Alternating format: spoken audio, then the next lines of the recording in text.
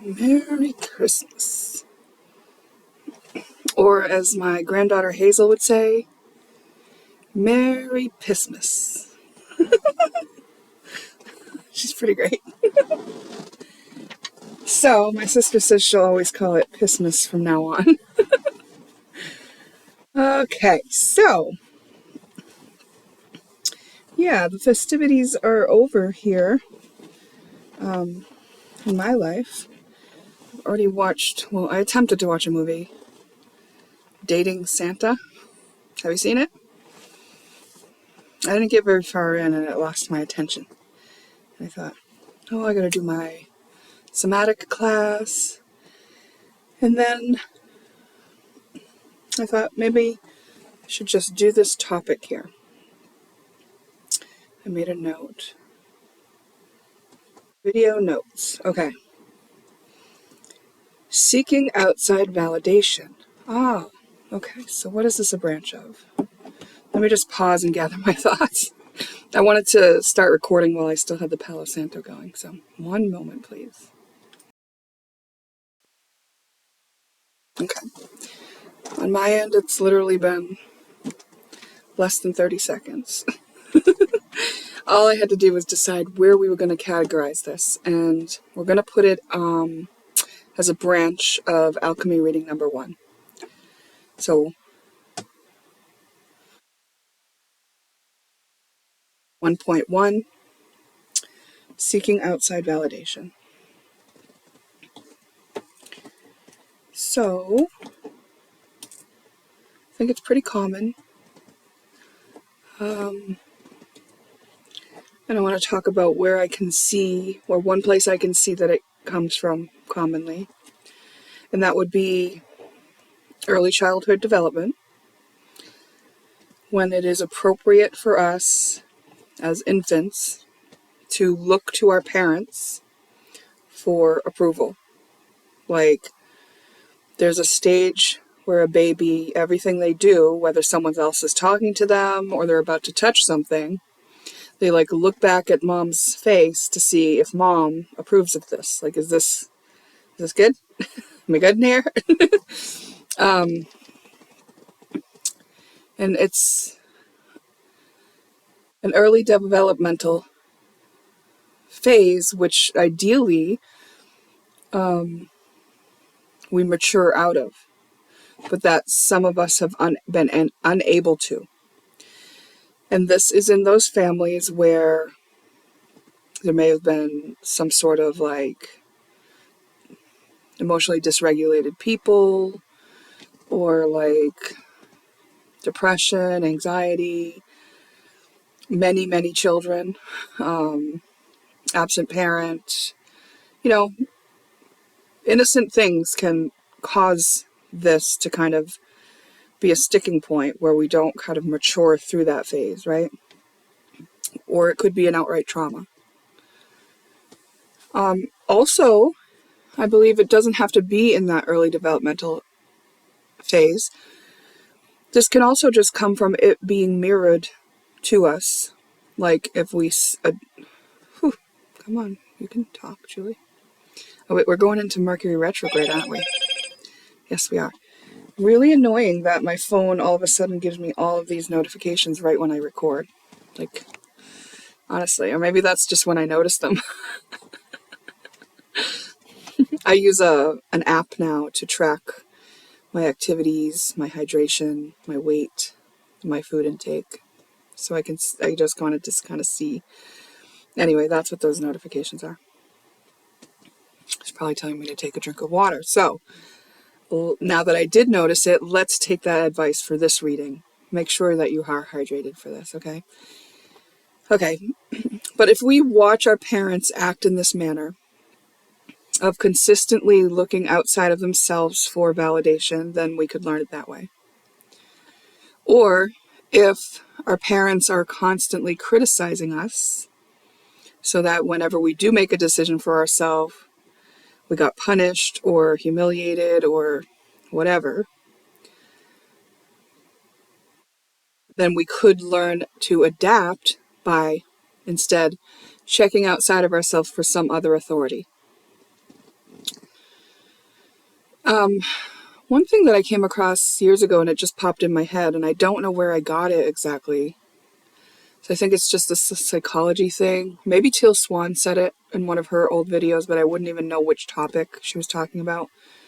This is like 10 years ago or something. But the way that you view God is the way that you view your parents. Well, the way that you view your parents in your life, the role that your parents have for you in your life, is the role that you give God in your life. Something like that. So if you think about how looking to your parents for guidance, reassurance, validation, to make sure you're meeting their expectations, to make sure you're doing the thing that will get you the reward, to make sure you're not doing the thing that will get you punished. Like, you may look at God this way too. And when I say God, what I mean, when I use the word God, I'm just talking about the energy that is all. The all. The source. The entirety of everything, right? That's what God is to me. But you might define God differently to you, right? The one you pray to, the one you ask for things, the one you, whatever the role is, right? Just look at yourself and see if that relationship that you have with God is the same as your relationship you have with your parents. Or did you replace one with the other? This is just an interesting, experiment in thought that I'm offering because it came through my channel. So let's move on. What else are we going to say about this? All right. So we're acknowledging that, lots of people are looking outside of themselves for validation, and we want to be accepted by our peers and our community. We need to be accepted, especially by our employers. We need to make sure we're doing the right thing. So it makes sense, right, to look outside of ourselves. Or if you're trained into the sphere of social media, some people, I could see how they would easily fall into doing things for likes, right? Getting outside validation. And I used to notice when I used Facebook that there would be some people who may have been suffering low self-esteem who consistently would put up a lot of selfies, and maybe it was a way to help them regulate themselves and get some sort of comfort with their esteem, right? Possibly. And I think earlier on, I would kind of say I was probably more attractive then. So if you're looking at me now and you're like, yeah, right, that girl wouldn't have posted pictures for the likes because that wouldn't have worked. But it did used to work for me too. earlier on. I get the right angle. And yeah. So I think for me, I think it was just like a matter of realizing that I was doing it, right? Realizing it was when I started to take responsibility for myself, where I would go, oh, what is my motivation? I can feel right now that I have something that I'm trying to achieve by posting this right now. Let me kind of check myself, right? And then when I alleviated that, when I alchemized that in myself, I didn't have the need to post so many selfies anymore, And then there was kind of even a thing where I realized that I would get a lot of unwanted attention when I did that anyway. So the whole kind of thing went away for me, but like I can see how it could be used, right? Okay. So on the one hand, we understand that there are reasons that we're doing it. If we acknowledge that we're doing it and validate the reasons why we may be doing it. Reasons when you're going to validate yourself might look more like something like, why do I feel like I need validation for how I feel, right? It's like, why do I want them to tell me it's okay for me to feel this way? You have to ask yourself that. You have to sit with that in a meditation. It's like, all right, well, if you didn't get the validation from someone else, what would be so bad about that? And if you find within yourself what would be so bad about that, then you're finding out what is it that you're trying to avoid feeling, perhaps, or achieve with the behavior. There's a valid reason for it somewhere in your psyche, right? Now, one of the behaviors that you might recognize in yourself if you are doing this type stuff could be as simple as something happens to you. It could be someone cut you off in traffic. Let's just say that. That's a good one to use, I think, as an example. Someone cut you off in traffic. Now, excuse me, I used to be in the habit of talking to a lot more people in my day, right? These days, I spend way more time in my own space alone. But back when I was still programmed a lot, when I was codependent, of course, I had a lot more interactions with people in my life. So here's how I noticed these patterns, right? At some point, I noticed this in myself, noticed it in other people. That was the beginning of alchemizing it for me, right? Because then I was able to acknowledge that I had the pattern. So the example I'm using is, say someone cut you off in traffic. So I was just trying to explain how this would have come to my awareness and how I know about this pattern from prior, and explaining that I had a different lifestyle then, right? So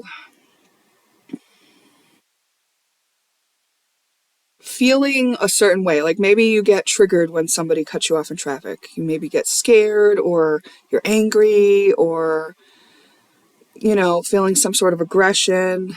We've all heard about road rage. Maybe you've had the experience of having it. I haven't.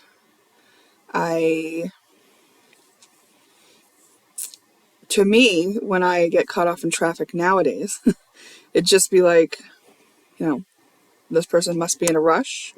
I'm glad I had good response time so that we didn't have a crash, and I'm moving on with my day. Not taking it personal. But the ego likes to take things personal. So maybe you get upset by it, right? And then you start telling each person that you come in contact with from there on out in the day. Oh, how was your day? Oh, I got cut off by this asshole, and I flipped him off, and then he flipped me off, and you tell the story, and then you leave that person, and you're moving on, and you're at the dry cleaners, and they're like, "Hi, how are you today?" "Oh, I'm fine, except for that guy who cut me off today. That I encountered a jerk. I'm having quite a day." And then, they listen to your story, and then you move on with your day, and then you go home to your family, and they're like, "Hey, how was your day?" And you're like, "Oh, I got cut off today. This jerk totally ruined my day." And so the retelling of the story is an indication that you are looking for something outside of yourself to regulate you in that experience. You haven't taken the time to regulate yourself, so you're gonna tell everybody that you've been wronged to make sure that they also feel like you've been wronged. So then you feel justified in whatever response that you're having. Because remember, it's the ego that wants to justify things. The ego wants to justify things because the ego is there to protect you from having to feel discomfort or pain. So say what actually triggered you was fear. You were scared that you were going to get in an accident. Maybe you've been in an accident before and it went really poorly. Maybe you've had someone yell at you when you were on the side of the road and you were in an accident with them. Maybe if the car gets scratched, you don't have insurance and your husband's going to be really mad, or, so on and so forth. There's a reason why you got so upset. And there's some sort of avoidance of actually feeling whatever that feeling came in on as a wave, whatever story you were telling about the energy that was moving through you and the emotion at that time. It actually just needs you to accept that it exists and be present with it, right? But before you do that, you're going to want to validate why you even have this response. So you might notice in the pattern of yourself that you're retelling the story. over and over and over again. And what you're actually doing is trying to get other people to agree, or to feel, to have sympathy, or to have empathy, or to agree with you, to just maybe even feel it for you, whatever it is you're trying to avoid feeling, or to justify your avoidance of feeling it. Because if you feel angry, then you don't have to admit that you are scared and be with the hurt, scared part of you. Anger is like this cover emotion, protecting you from having to feel powerless, right? Like that other person could have worse road rage than you. You don't know what you're getting into by messing with people on the road. It's not worth it. It's not worth it. I had someone in my car give someone the finger. And the person in my car was literally just projecting. Like they were in a bad mood. The person that we drove by was like parked the long way across some parking spots in a parking lot that we were in. And, but they were in their car. They weren't parked. They were just like pulled over to the end of the parking lot where no cars were around them. But the passenger in my car was, I don't know, upset about something and trying to get the upset outside of them. So they were, trying to put it on someone else, make it someone else's fault. So they end up giving this random person that I'm driving by the way, the finger. And I was like, not okay. Like this is like do not do that to me, right? So whatever, I move along with my day. Well, not my day, because I went to go park to go into the store, and this car that had been flipped off, the driver had pulled around up behind me, and as I was pulling into the spot, tried to wedge their car in front of me and between me and the spot. It was just like, here I am, just like an innocent bystander is what I felt to this whole thing. Like, I didn't flip you off. Like, I wasn't doing, like, are you actually a crazy person? And I was just thinking, what the heck? Now I have the baby in the car, so I was just like, okay. And then my passenger is enraged by this and goes to jump out of the car to go, I don't know, have some kind of confrontation with this person in the parking lot. And I'm just like, oh my gosh. So I'm holding on to this passenger as tight as I possibly can and drive away so that the passenger won't get out of the car, right? So I pull to the end of the driveway and I'm just like, listen, it's not worth it. Please, just let's take a deep breath. Well, then the one that got flipped off pulls up to me again, stops the car. Like, are you serious? Right? And I've got the baby in the car, and now my passenger again is jumping out. And now I've seen my passenger in a fight. I've seen them in a fight. And this is something that I don't ever want to see again. Like, I'm not keen on violence, right?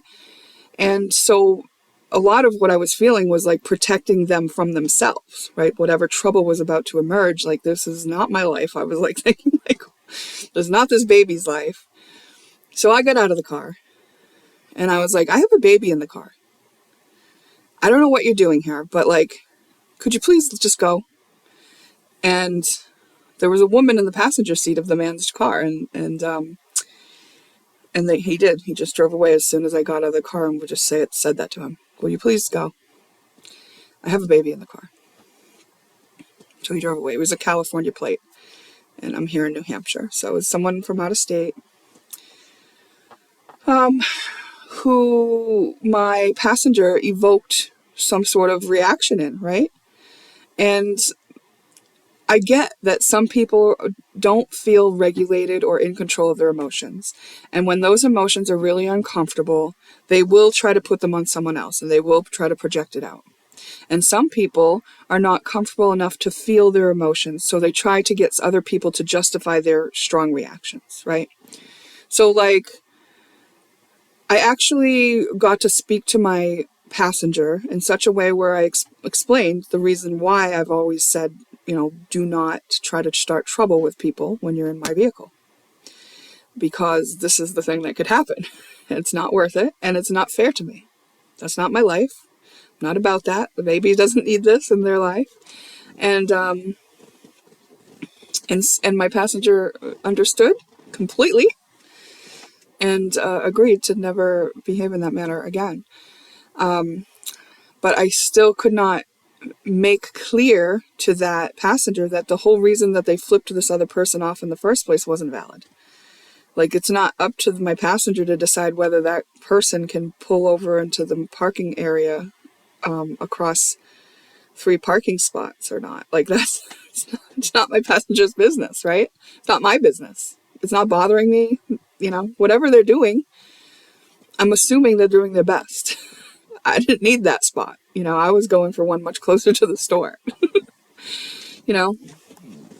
So say this happened to me, right? This happened, and now this is the first time I'm ever telling this story, just so you know, but it's kind of funny that I'm telling it, because here's my example. Say this happened and I start telling everybody. Now, the old me would have done that. Would have told everybody, would have felt like a victim to it, would have maybe even made a stance and told my passenger I would never help them out again.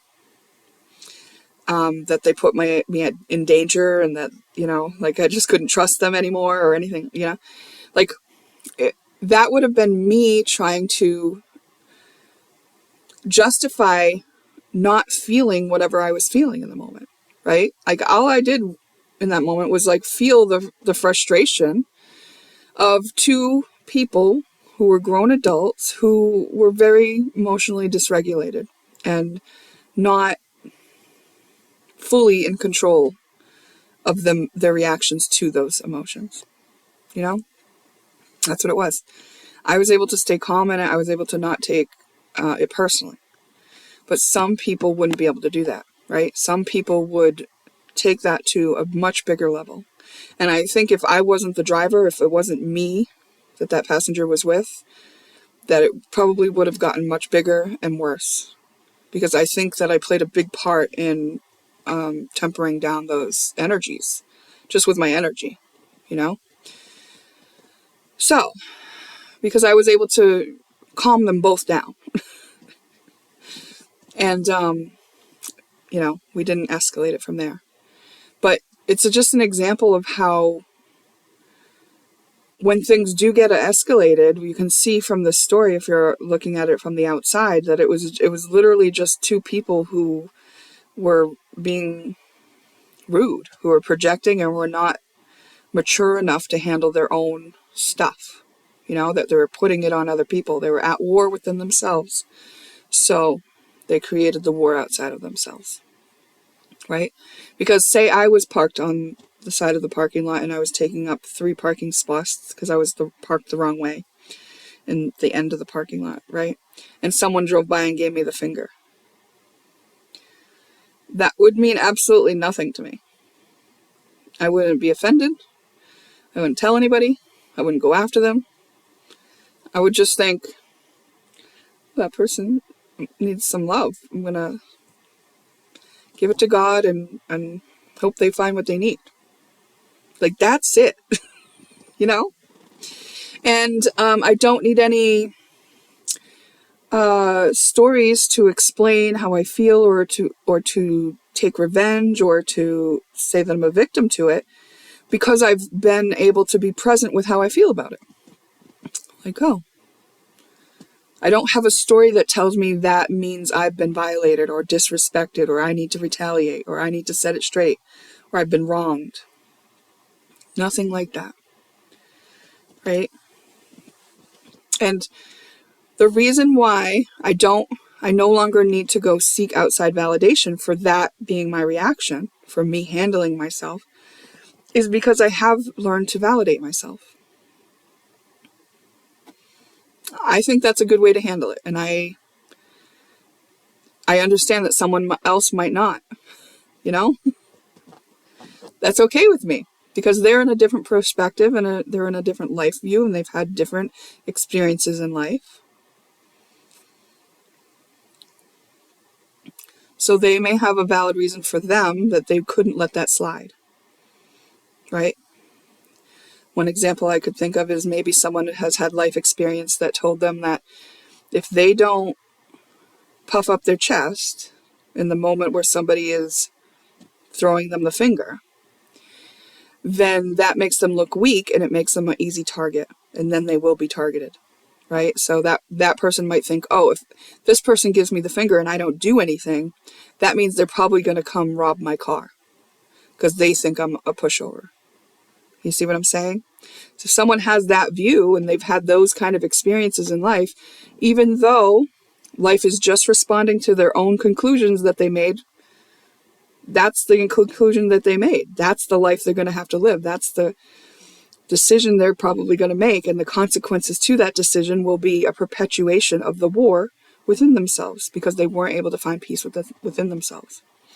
That's the power of validating yourself, right? Because in the moment, instead of perpetuating that discomfort and war within yourself, which is, I'm not okay with what is. And so now you go and you tell the story again and again and again. That's perpetuation of that war.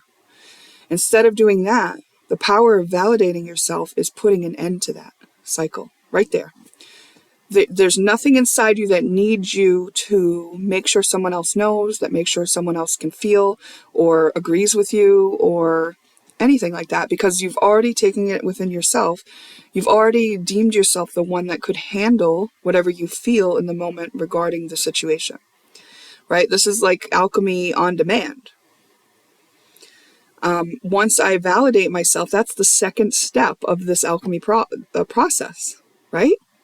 So if I can't do that, that's going to be a problem for me. That's going to perpetuate my war. That's going to keep me in my karmic loop. That's going to make it so that I can't step out of my reactiveness. But if I can take the time to validate myself, now I've created a doorway to step out of my reactiveness. Now I'm on my way to responding. And it's that simple. And why this is under a branch of self-love, of love is a place we go to give, not get. This is a case where we need to give something to ourselves. We need to give ourselves validation, right? We're worth it. What we've lived up to this point, no one else is in our shoes for real. You know, we're the ones who have this perspective. We're the ones who know why we think or feel this. We're the ones who are going to be the one to process whatever we feel about it, even if we did make a bad choice, right? So my passenger in that scenario, my passenger now has to deal with their emotions around me telling them, you know, please don't do that anymore. So that could be interpreted as they messed up or made a mistake, right? The consequences to that mistake, you know, having done it in my car, was just that I explained to them that I don't want them to do it again. And consequences could have been, you know, that I just told them that I wasn't going to help them anymore. It could have been that, right? It wasn't. But my passenger now has the responsibility within themselves to just be present with how it feels when someone says, hey, please don't do that in my car anymore. Now, if my passenger is unable to process their own feeling about what it feels like when somebody says, please don't do it in my car anymore, now they might be the one to go start telling the story. They might be the one to drink a 6-pack and try to avoid feeling it, or whatever coping mechanism would have to take the place of actually being present and feeling the feelings. Now, I don't know what this passenger did, but because we did have a very fruitful talk afterwards, and because this passenger agreed with me completely, I think what happened was they were completely able to move through what they were feeling in the moment about the whole experience, very easily. And a lot of that probably has to do with, again, the fact that they were sitting next to me in my car, in my space, and my energy automatically alchemizes, right? The higher vibration is the one that will dominate a space, right? So it would be easier for that person to alchemize if they wanted to when they were in my presence. That's why I'm doing these readings, right? So we can get that energy moved. Okay. So the other thing is, besides telling the story over and over again, you could just be internally repeating the scenario over and over and again in your head, right? So someone cut you off, and instead of being the person who goes and tells every person that you see in the day, you just keep replaying it in your head, and you're like, oh, I should have given them the finger. Oh, I should have just braked and let them in. I should have just given them room. I shouldn't have tailgated their car after that. I should have taken the high road. You know, whatever it is, maybe you're beating yourself up for the mistake you made, or you're beating yourself up because you felt like you should have protected yourself more, right? Whatever it is, maybe it's reliving that way. But either way, if you're doing that, again, all it comes down to is being able to validate yourself, because whatever you're doing, whatever is repeating, whatever you chose to do in that moment is valid for you. And it is what it is. You have to accept it. You know, that's the next step after validating it. So accept what is. When you're looping the story in your own head, right? Wishing it was different, or thinking about what you could have done different, or, you know, trying to think of better comebacks, or thinking about how you'll handle it next time, or, you know, whatever it is. I just lost my train of thought. Oh, what you're doing is actually fighting against what is. So that is a representation of the war that you have within. The war is that you have had an experience, and that you're not just allowing yourself to say, oh yeah, I had this experience. All you're doing is trying to wish or want it to be different. So accepting, remember, is saying, like, it is what it is. This is what it is. Even if you preferred it to be different, it wasn't different, it was this, right? So acceptance, that's one of the steps. And you can't continue on the process of alchemy without that self-validation. That's the importance of self-validation. Self-validation is going to get you in that mindset that lets you know, yeah, okay, you're right. This is how it is. I have to accept this. There's a reason it happened this way. I accept that this is the case, right? And then, of course, the last step in the process is to be present with the feelings. So I accept that this is the case. Like, I accept that I tailgated that person that cut me off. Let's just say, as an example. And I've been beating myself up over it, but now I'm acknowledging, okay, I did do that, and I'm validating, well, I did it because I was really angry in the moment, and I just reacted. I did that. Why am I just reacting in the moment? Because I've been in scenarios where I had to react really quickly. I've been in scenarios where I needed to fight back when somebody made me feel threatened, and I felt threatened, right? So you're validating that there's a reason why this was your reaction.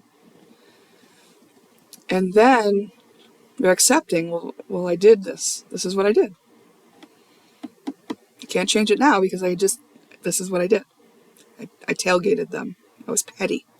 Took the low road. And it's like, how does it feel? I feel ashamed. I feel disappointed in myself. I feel scared that I'll repeat it again and I'll do it again. I feel bad that I taught my children what not to do. I feel bad that I put the woman in the car in a tense, uncomfortable situation. Whatever it may be. I feel bad that I was a bully. It feels like I'm abusive. It feels like I was wrong. And then like being present with that feeling. Now you are being present with a feeling. You are much bigger than the feeling. You're all the things you've ever been through in this life and all the things you've traversed up till now. And if you're doing this process on a scenario that you went through, you've survived it. You got through it, you know? It might have been scary. You might really do feel shame, right? Now, shame's hard to feel because it's a very low vibration. It doesn't feel good to feel it. But I can tell you this, that the way that I alchemized shame was for like a month. Every day, I would take about 3 Epsom salt baths a day, and I would let myself feel shame for everything that I could remember that I did that I was ashamed of. And I would cry it out, and I would promise myself that I wasn't going to hurt myself or anyone else, and I would just let myself feel shame. Well, guess what? Now you can't shame me, because now I'm a person who loves myself even when I feel shame. So shame's not a scary thing to me. I know I'm allowed to make mistakes. And I know if I make a mistake and I learn from it, I know I can do better next time if I'm given that opportunity. You know?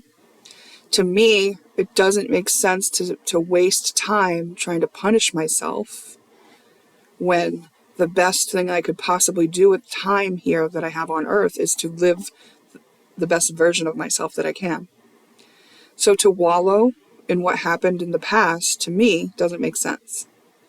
I would much rather process through what needs to be processed and then come to the point where I know that I can be released from karmas, from looping patterns, from reactions, and get myself into that position where I'm actually above that energy so I can make a choice next time to respond in the way that I prefer.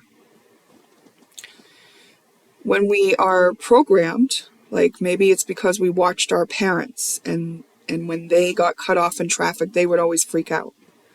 And maybe like that's just our programmed response, right? It just automatically happens. And it's like it's happening before you even know it. Or it's happening and you can't even stop yourself. Or it's happening, you see yourself doing it, you know it's wrong, and it's still just happening. You know? All valid. All able to be validated by you. All those experiences are human experiences that I know I've had on different scenarios. No? You're just a human. We're going to fuck it up sometimes. We really are. And it's okay. And we really do owe it to ourselves to validate ourselves and the experience we're having, because we are the ones having it and no one else is literally in the exact energy, from the exact angle, having the exact experience as us at the same time. Even if someone were standing next to us having the same experience, it would be from a different angle because their energy is different. Their life experience is different. The stories that they tell themselves are different. The essence of their soul, the purpose for them being on earth is different. The trajectory they're on is different. So to expect other people could even validate us really is a little bit ridiculous. It's not a logical desire, you know? It's kind of looking for outside validation. It's kind of like a popularity contest. You're like just trying to like herd people to your view. I've seen that too. Because there's strength in numbers, right? If a lot of people can think what I think or agree with me on this or take my side, then I feel comfortable. Then I feel like one of the pack, right? We are pack animals. We are meant to be in communities, and it's scary if you get excluded, right? In tribal times, that would lead to death if you were excluded from the pack, very likely it would lead to death. So it's understandable that we have these instincts to want to, gather up and herd the view of others towards our own agenda. But that's not actually how things are working, right? That's going to backfire, because if you are doing that, you're probably doing it for a lower density purpose. And those lower density purposes are not going to produce the results that are in the highest good of all, right? And that's what we're trying to do with this alchemy. Release ourselves to behave in such a way that allows us to be our best version, which automatically allows us to act in ways that consider our highest good and the highest good of all, right?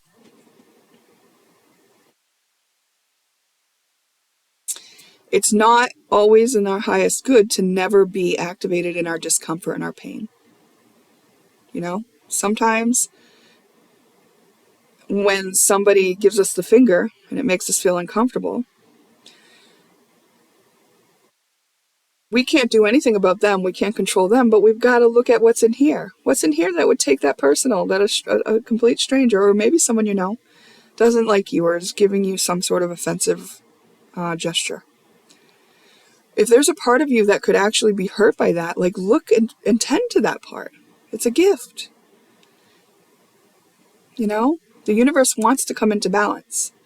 So it will give you these gifts. If you have something untrue within you, so if you got hurt feelings by that, there may be something in you that's feeling hurt, because otherwise the more mature version of you would not take that personal, because you would assume that must be their problem. If you knew you didn't do anything wrong to them and you knew there was no reason that, they needed to get your attention in this way. Okay. Let me just tap in and see if I have covered this topic fully enough. Seeking outside validation. What other angles are there for this?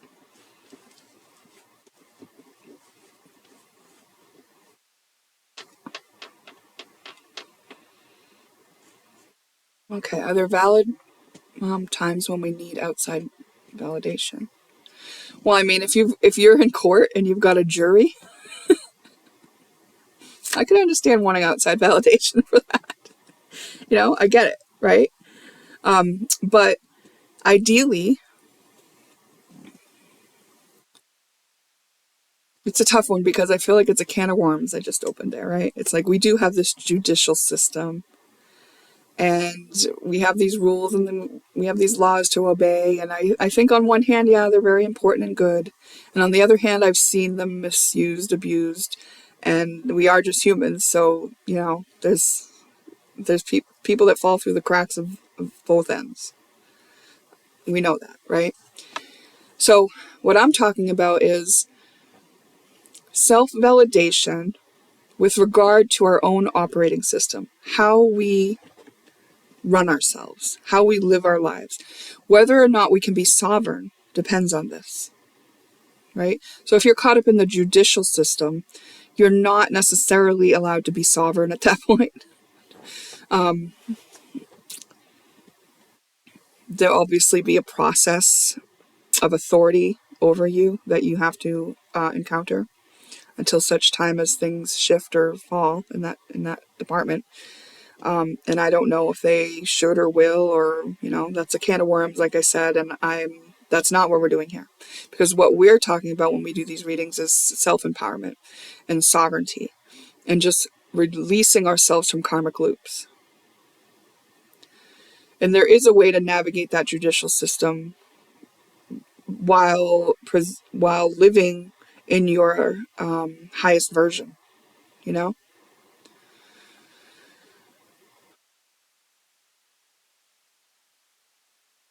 I haven't had to deal with the judicial system lately, but I did have to deal with some authorities in a hospital system recently. And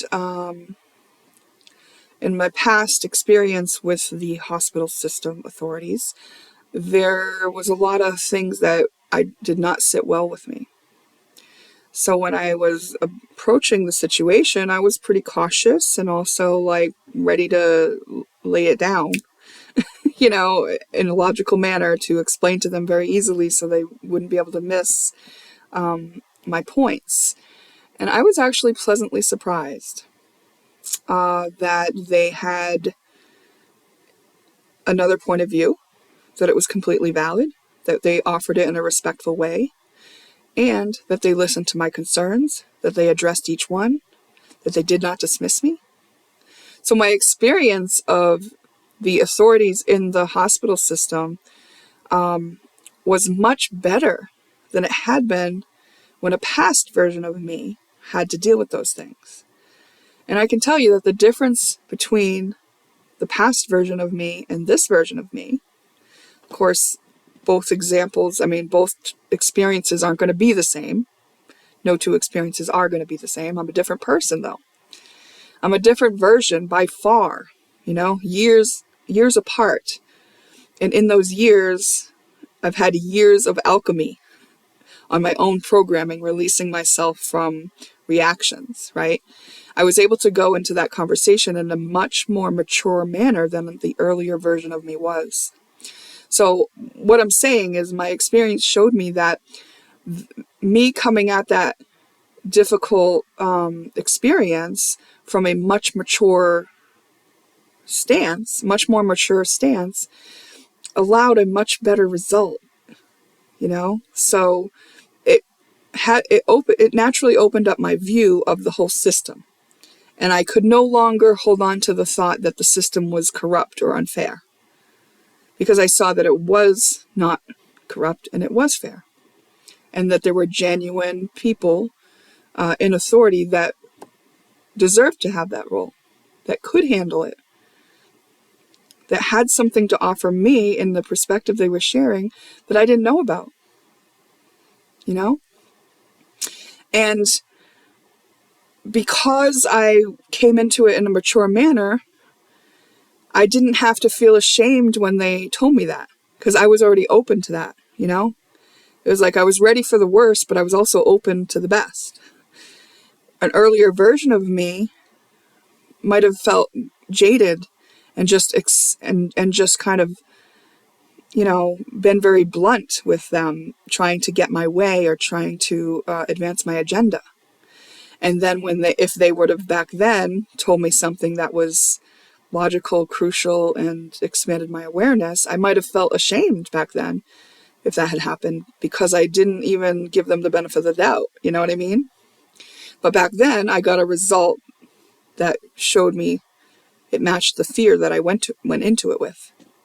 And this time, I got a result that matched the maturity level that I had gone into it with. Okay? So that's what I mean when I say if we're navigating a judicial system, that I think that we can do that from the standpoint of being in our highest version. And that's always done with our own operating system. And one of the steps is validating ourselves. And so the importance of validating ourselves, it's bigger than just feeling good. It's the experiences that we have no longer have to reflect back to us the war that we have inside. Because if we have a war inside, it's much more likely to be reflected back to us.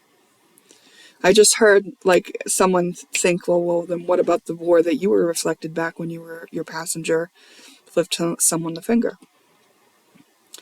Actually, I know what you're saying. Those people did have wars in them, right? But I did mention to you where we didn't end in war, that both parties were able to come around to the place where I was, which was peace and calm. And we alchemized that for both parties. So what was reflected back to me was my ability to snuff out a war, to end a war, to break the cycle of war. That was what was being reflected back to me in those instances. And for me, I just thought, okay, well, I can walk my talk. That's great. I love when that happens.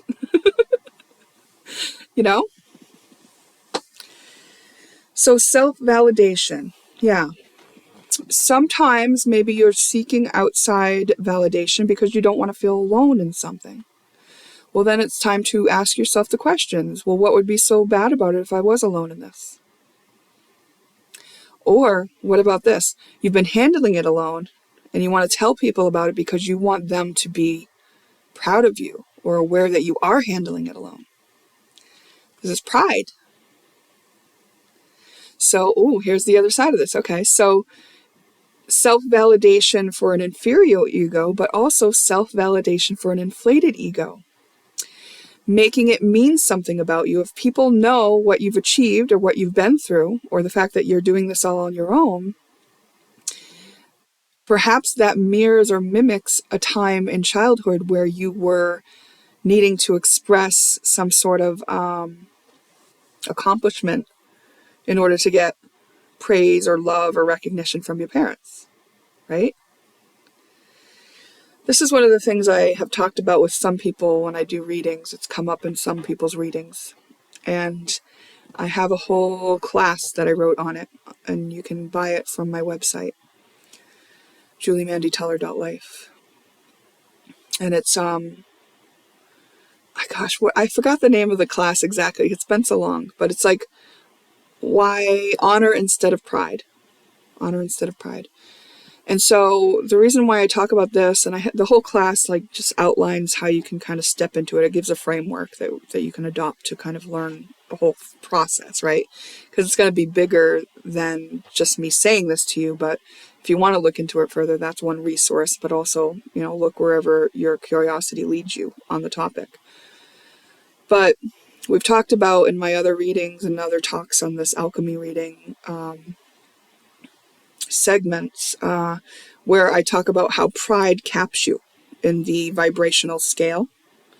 That pride is kind of the bridge place. If you can get past pride, then you can go up into love, blissfulness, joy, and gratitude. And those places feel really good. But when we are growing up, if we are living in a household with parents who only ever recognize us when we achieve something, and they recognize us by telling us that they are proud of us, then we may have misunderstood the idea that all the steps of the process that led to the accomplishment actually matter, including the practice, the failure, the mistakes, the times you didn't follow through, all the things you learned about yourself in the process of trial and error, of getting it wrong and getting it right, went into that accomplishment. So you might just be working towards that accomplishment and then to get that pride from your parents, and making that like the whole point of the cycle is to get them to notice you, because some parents were stingy with their recognition of us and their love. And that's just a passed on cycle. We're here to break it. And one of the ways that I think we can break it is by recognizing that instead of taking pride in the end result, what about honoring the entire process? And then we don't get people who need to retell the stories of what they're doing over and over again in order to get people to approve, to validate them, to feel proud, to validate their ability to feel proud. Oh, you should feel proud of yourself.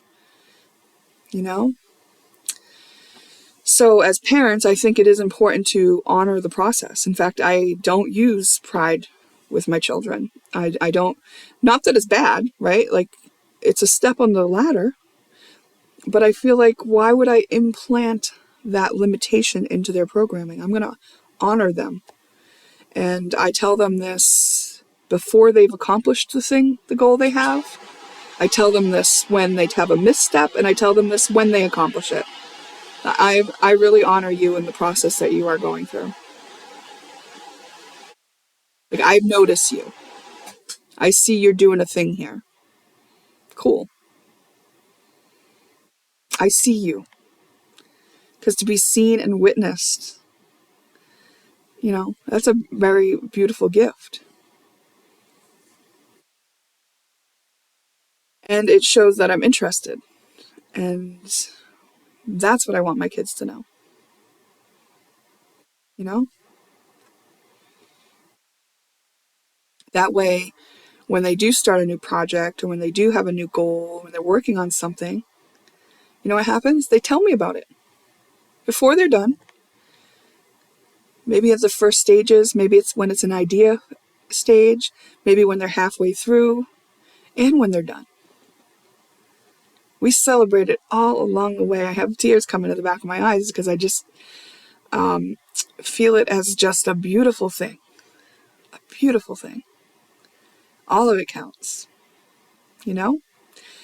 And why I know this is because I know that to begin this process, it has been just put one foot in front of the other. Do what's in front of you. One step at a time. Right? That's how we accomplish things. Stay disciplined and just keep doing what you got to do. Oh, you got to rest? Well, that's a step. That's one of those steps. You're on that step now. The rest step. All the steps can be honored as part of the process. Because you're not going to do it without the rest. Because you will run out of resources if you don't do that, right? So, the result of empowering my children this way is beautiful. And I think the result of empowering myself this way is beautiful too. Right? Because now when I need to rest, I do it guiltlessly. There's no part of me that's going, oh, I need to be busy. There used to be.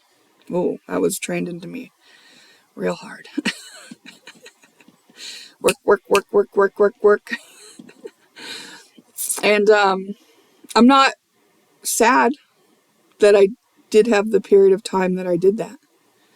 You know, I accomplished a lot, mostly in shadow work, right? Mostly in alchemy. I've done a lot of alchemy on myself. I have dug into my psyche for years, relentlessly. So I accomplished a lot, right? People who are work-focused accomplish a lot, but to have done that and then to come to this place where I'm like honoring the whole entire process and realizing, oh, I actually don't have to like hurt myself to get there. It's kind of nice when I enjoy life at the same time. Oh, it's good when I do some self-care so that I'm not exhausted and can't even do the fun things at the end of the day because I'm worked myself so hard, you know? Fun is really important too. Ooh, this reminds me of something else that I had a breakthrough today. It was a really good one. But it doesn't pertain to this topic, so I'm going to start another video about it. I'm excited to talk about it. If you have any more questions on self-validation or points to make to add to this, please let me know.